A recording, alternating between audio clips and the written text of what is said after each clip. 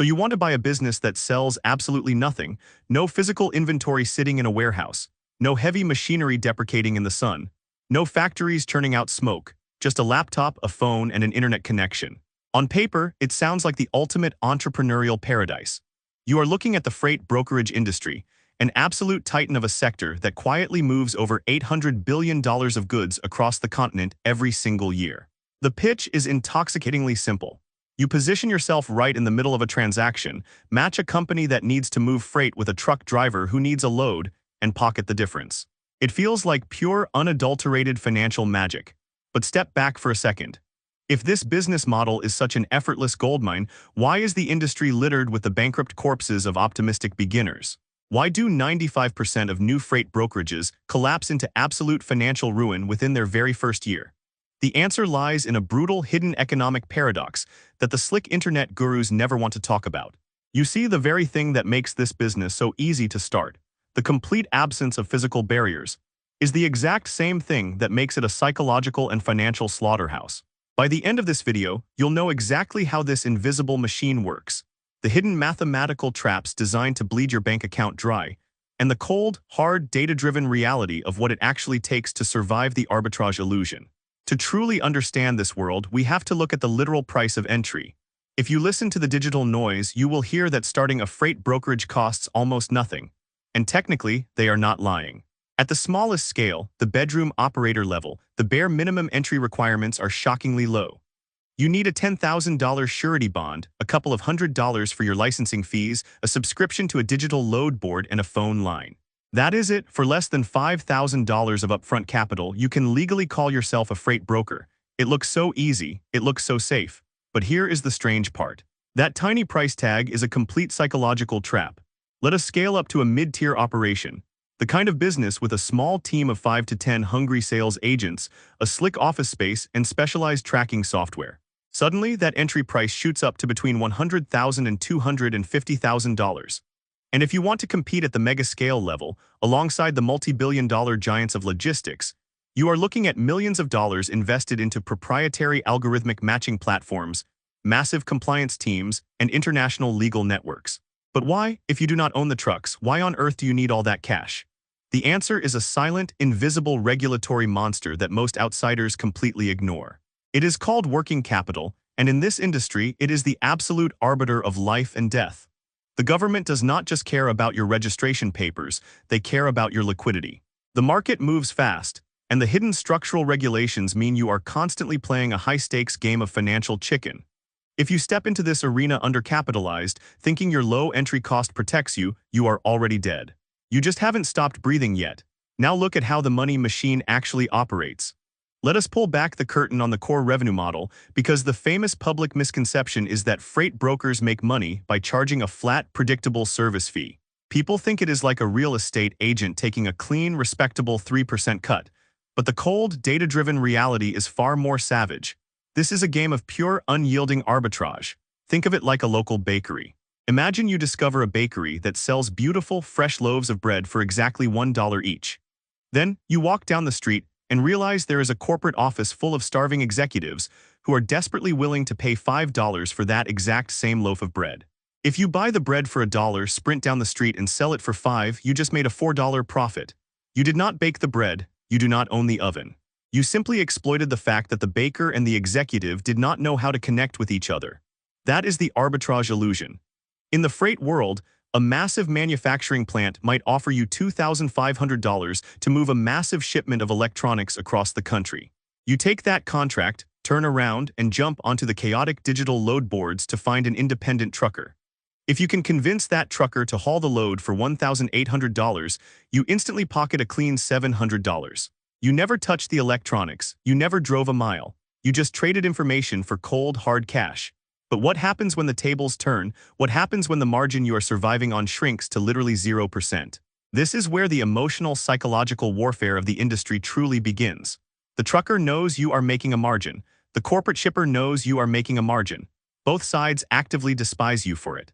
They view you as a parasitic middleman who is draining value from their hard work. You are constantly caught in a vice grip between a multi-million-dollar corporate executive demanding lower shipping rates and an exhausted, angry truck driver demanding higher pay to cover rising fuel costs. You are selling a service where your buyers and your suppliers are actively trying to destroy your profits. This brings us to the operational architecture of a successful brokerage. It is engineered entirely around human behavioral control and hyper-efficiency. Walk into a high-performing freight brokerage, and it does not feel like a logistics company. It feels like a high-intensity trading floor on Wall Street. The entire layout is designed to maximize a single metric: aggressive, relentless speed. The industry's biggest secret is that the top brokerages do not rely on clever marketing or fancy branding. They rely on the sheer brute force of the cold call death loop. New brokers are routinely forced to sit at their desks and make 150 to 200 cold calls every single day. You are dialing exhausted shipping managers who have already rejected 50 other brokers before lunch. You are dealing with constant, aggressive rejection, hour after hour, day after day. The internal architecture of these businesses is designed to burn through human capital to find the tiny fraction of a percent of clients who will actually say yes. To retain those clients, brokerages create an artificial illusion of control. They use advanced satellite tracking systems to watch every single foot of a journey. Why? Because the shipper demands perfection, but the reality of the road is pure, unadulterated chaos. A truck tire blows out in Nebraska. A blizzard shuts down a mountain pass in Wyoming. A driver decides to turn off their phone and vanish for 12 hours because they are tired of being tracked. When those things happen, the broker cannot panic. You have to look at the chaos, lie smoothly to the corporate client to keep them calm, and simultaneously scream into the phone at a driver to get the shipment back on track. It is a grueling, high-stress psychological tightrope. If this business is such a pure mathematical money machine, why do even the most sophisticated operators still fail so spectacularly? Because in this game, if you lose control of your cash flow for even a single weekend, you face absolute bankruptcy. Let us look at two distinct, real-world structural failures that destroy brokerages. Mistake number one is the catastrophic cash flow lag. Let us say your brokerage is doing incredibly well. You land a massive contract with a Fortune 500 retailer. They want you to move 100 loads a week at $2,000 per load. You are thrilled. That is $200,000 a week in revenue. You quickly hire truckers to move the goods, and those truckers expect to be paid within 2 days of delivery. They need fuel money immediately, so you pay out $170,000 to the drivers out of your own pocket. But here is the catch. The massive corporate retailer has a strict invoice policy. They do not pay their bills for 90 days. Think about the math.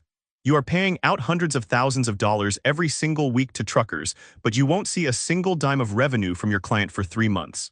If you do not have millions of dollars in reserve to bridge that terrifying cash flow gap, your business will violently implode under the weight of its own success.